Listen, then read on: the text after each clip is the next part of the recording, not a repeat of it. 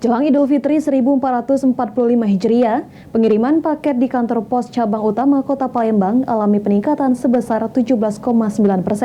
Dalam sehari, kantor pos dapat mengirim sebanyak 300-500 paket.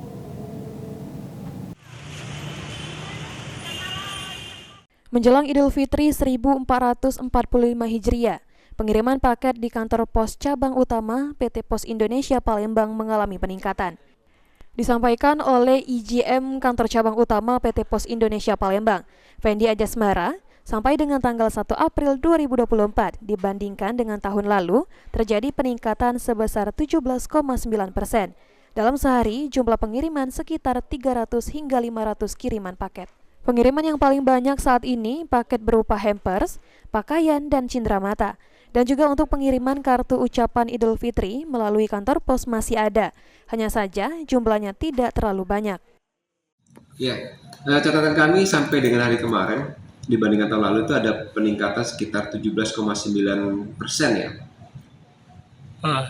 Untuk perharinya bisa berapa, Pak? Kalau per hari jumlah kiriman rata-rata di atas 300 sampai 500 kiriman yang kami terima. Ini dari kantor pos ini ya, di Merdeka. Kalau keseluruhan mungkin lebih. Fendi menambahkan, puncak pengiriman paket biasa di H-10 sampai H-3 dan dapat mengirim paket hingga 1000 paket per hari. Ilham Wahyudi, PAL TV.